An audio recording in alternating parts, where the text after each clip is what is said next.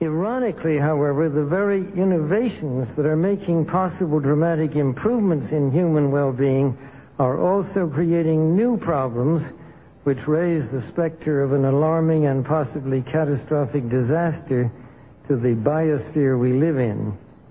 And herein lies the dilemma that we all face. Let me illustrate. Improved public health has caused the world's infant mortality rate to decline by 60% over the last 40 years. In the same period, the world's average life expectancy has increased from 46 years in 1950s to 63 years today. This is a development which, as individuals, we can only applaud. However, the result of these positive measures is a world population that has risen during the same short period of time geometrically to almost 6 billion people and could easily exceed 8 billion by the year 2020. The negative impact of population growth on all of our planetary ecosystems is becoming appallingly evident.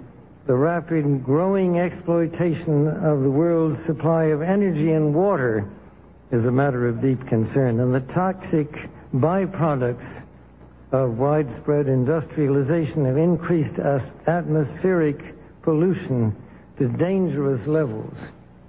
Unless nations will agree to work together to tackle these cross-border challenges posed by population growth, overconsumption of resources, and environmental degradation, the prospects for a decent life on our planet will be threatened.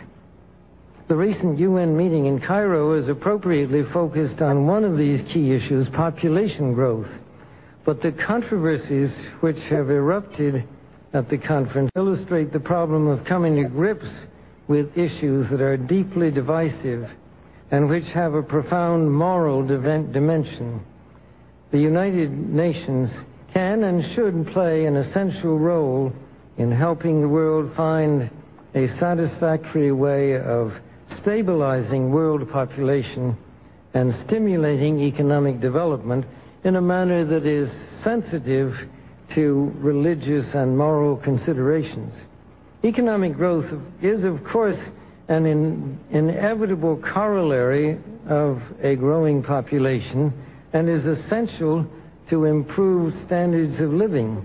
But without careful coordination, unrestrained economic growth poses further threats to our environment. This was a major subject of discussion at the conference in Rio de Janeiro on the environment 2 years ago. The focus then was on sustainable growth and global development. It was pointed out at the conference that growth is most efficiently managed by the private sector, but regulation of the process by national governments and international bodies is also needed. And once again, the United Nations should certainly be among the catalysts and coordinators of this process.